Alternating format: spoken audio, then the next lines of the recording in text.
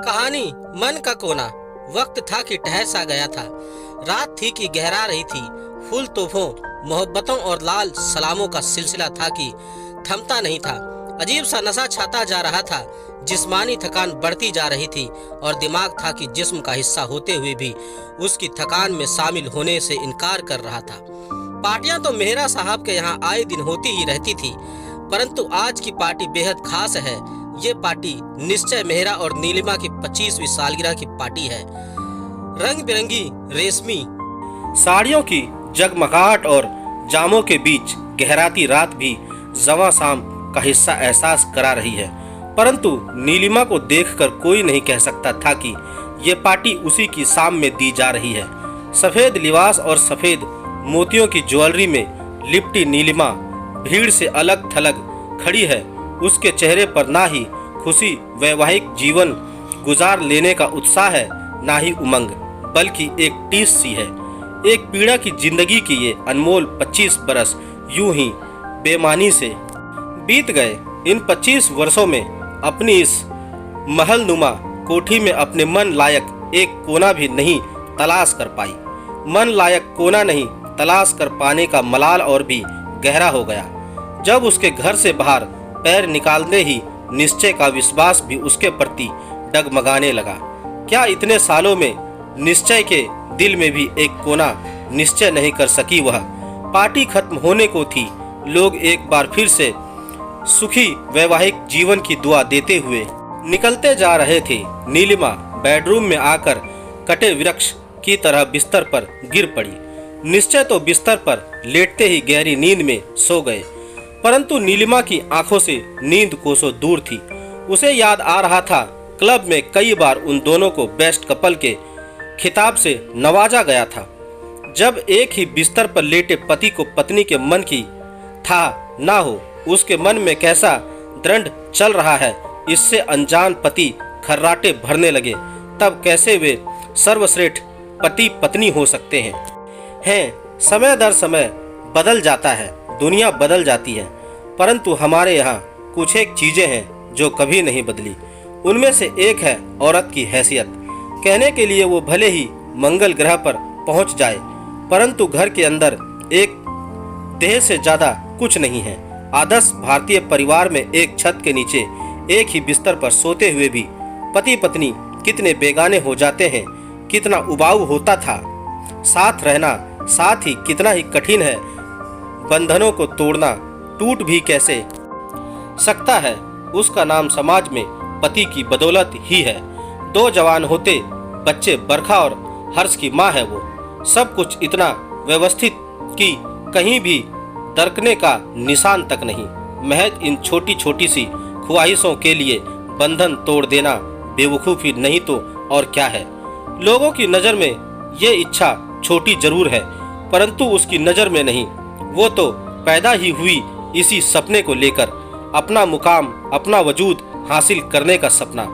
बीते हुए पल चल चरित्र के समान आंखों के सामने तैर गए। शादी से पहले मैनेजमेंट की पढ़ाई के दौरान मेहरा एंड मेहरा इंडस्ट्रीज में उसने ट्रेनिंग की थी।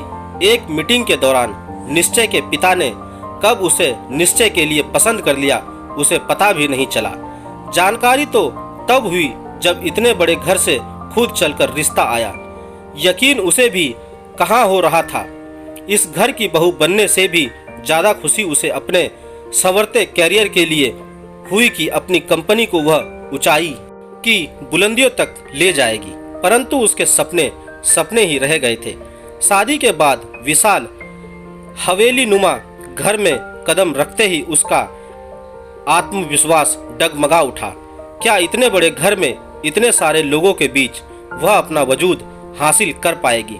कहीं इस भीड़ में वह खो ना जाए। हनीमून से लौटकर सप्ताह भर परिवार के साथ बिताते ही उसे अंदाजा हो गया कि सोसाइटी में एक खास हैसियत रखने वाले मेहरा परिवार की नींव अंदर से कितनी खोखली है। ऊपर से अल्ट्रा मॉडर्न नजर आने वाले परिवार अंदर से कितने दकियानुसी विचार के हैं। बस आधुनिकता का चोला पहन रखा है।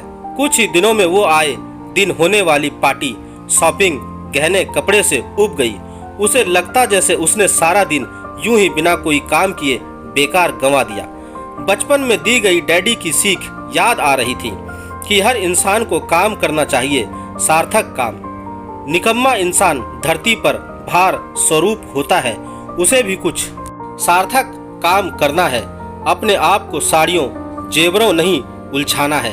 एक दिन निश्चय को अच्छे मूड में देखकर उसने अपने विचार रख दिए। निश्चय, मैं सारा दिन घर में बैठे बैठे बोर हो जाती हूँ। मैंने बतौर ट्रेनिंग काम तो किया ही है, क्यों ना अपनी ही कंपनी ज्वाइन कर लूँ।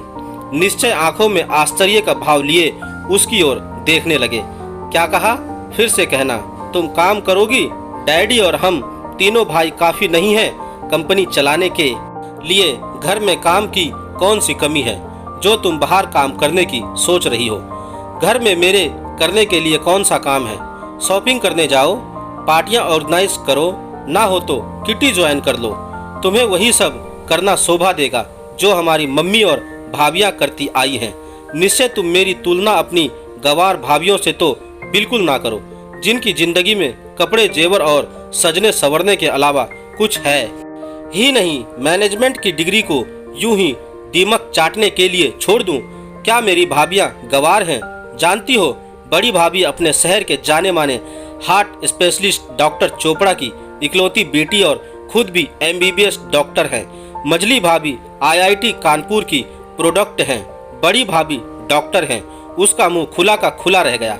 कल ही की तो बात है, किसी पार्टी में जाने के लिए तैयार होकर निकल रही थी कि उसने उनका गाल छूते हुए कहा, भाभी यू आर सो क्यूट। झट से उन्होंने कहा, नीलू प्लीज मेरे दोनों गाल छू लो, नहीं तो मैं बीमार पड़ जाऊंगी।